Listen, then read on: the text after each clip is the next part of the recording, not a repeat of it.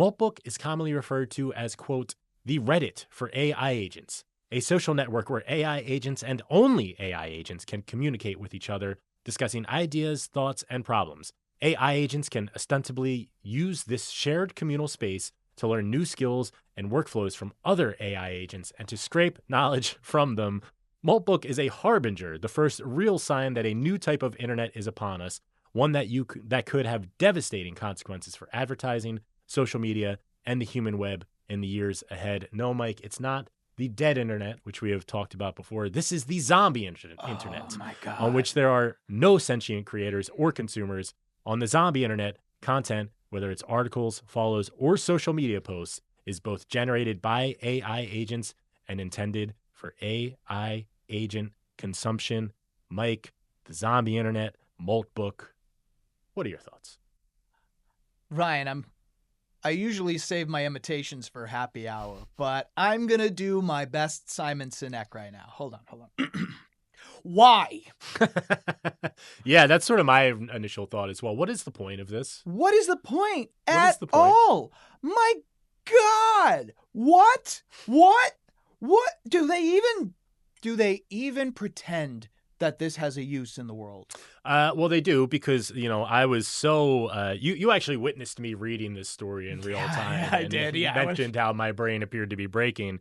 So I did a little bit more digging Please, this week, because help I me, had to Ryan. know, because they didn't talk about what the impetus was. So Schlitt says he created this platform as a social network for AI agents to allow AI assistants to interact with one another while their human creators watch.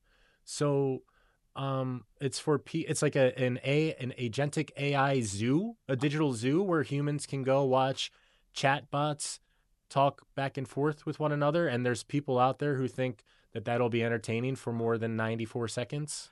That's the thing. Like- even if you're buying into all of this and 7-second long videos of uncanny valley looking animated lions sitting at a diner is the greatest thing you've ever seen. Which, get out a little bit more, I would Yeah, say. But for go goodness on. sake, Go on.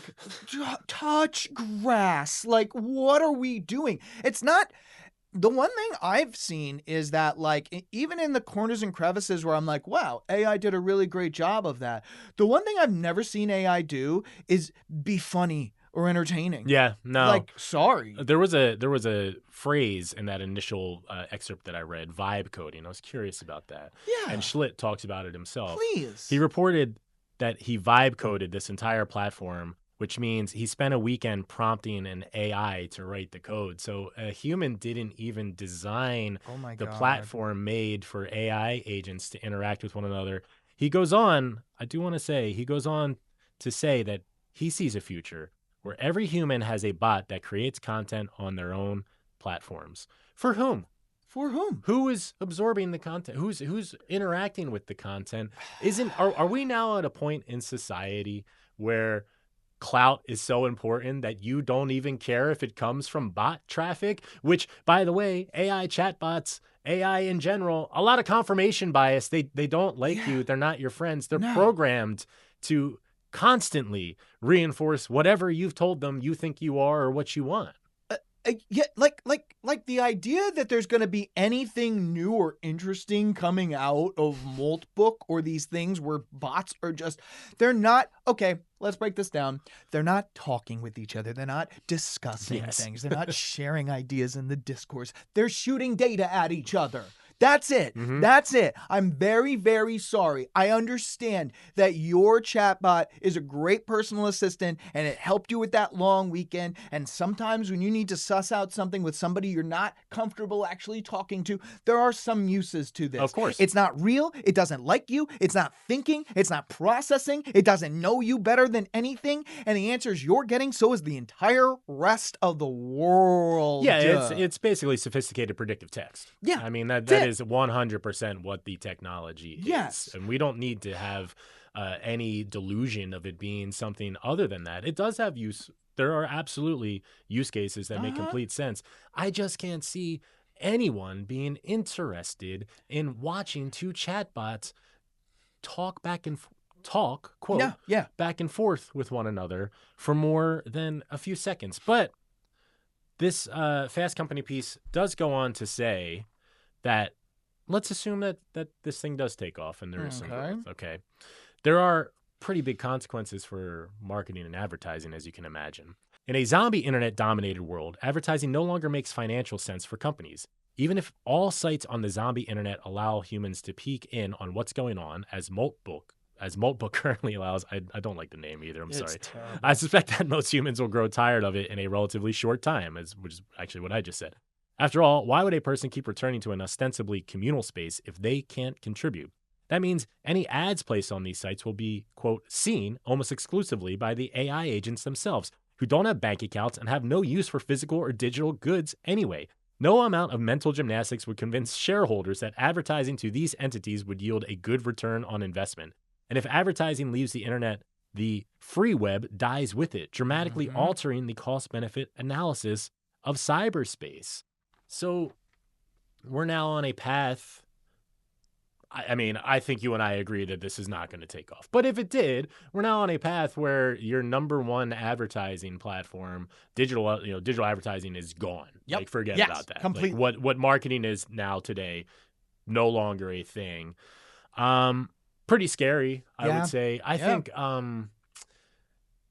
maybe everyone needs to go outside and touch grass. Yes, and honestly, okay, so this is I'm just going to say this is patently absurd. It's and farcical. It's an absolutely farcical idea.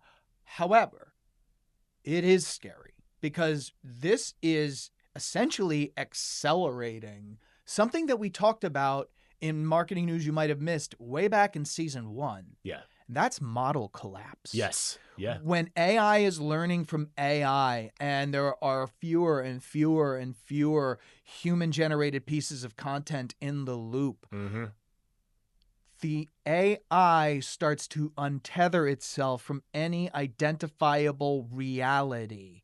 And then it doesn't know what's real, what's fake. Therefore, it can't cumulatively form ideas and have any of this. And then nothing means anything. Yeah. Yeah. I mean, the idea that these AI agents are training themselves through conversation, it's a great point. Like, AIs, we all know this. If you know anything about this technology, you're aware of hallucinations. They occur. It's humans who catch the hallucinations. Yep. So who is doing the quality control on a platform that is entirely AI chatbots? It's lunacy. I love this point as well.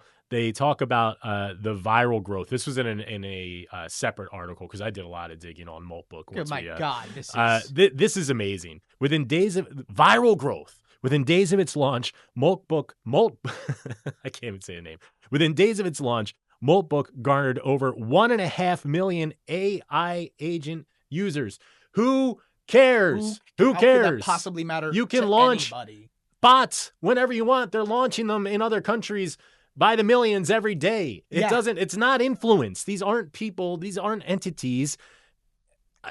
My email It's junk ones and folder zeros, man. is one of the most popular places on the internet. My email junk folder is a viral star because you wouldn't imagine how many bots that can't speak any language are trying to sell me something. Again, don't know what they're trying to say. I will say our dear author, Michael Grothaus, left on what I thought was a silver lining and actually Well, we need one. ties everything up nicely. He ends his article. For those who loathe the social media influence world we currently live in, and you can count me among those people, Bing, bing. where political divisiveness, loneliness, and mental health crises flourish, the zombie internet could present an opportunity. The loss of sentient genesis, where humans are no longer involved in creating what's on the internet, may make people less likely to visit divisive, isolating platforms. I've already seen this in myself in a way. With the proliferation of AI slop on social media platforms over the past several years, I find little incentive to visit the sites anymore. If it's just slop, why should I care about it? If the rest of my biological brethren start to feel the same way about an internet filled with Moltbooks, perhaps we'll all get off our screens more often, get less outraged, and actually go outside and talk to each other again like human beings once did. If that's the case, I'll happily leave the internet to the AI agents. I would like to know what these tech gurus who come up with this stuff are going to do when people aren't interested in being on the internet anymore, because it seems like that's the reality. Like, that sort of seems like the end point. You're now creating social media platforms that exclude humans entirely. What Mm-hmm. is the logical endpoint there? Is it an internet experience where there is no humans? And in which case, who are you making stuff for anymore, man? Like, what the reason that tech gurus are rich and are successful is because humans give them money for the things that they make. Mm-hmm. So if you sort of box humans out of the equation, there's nowhere to go. Have any of these people thought about this?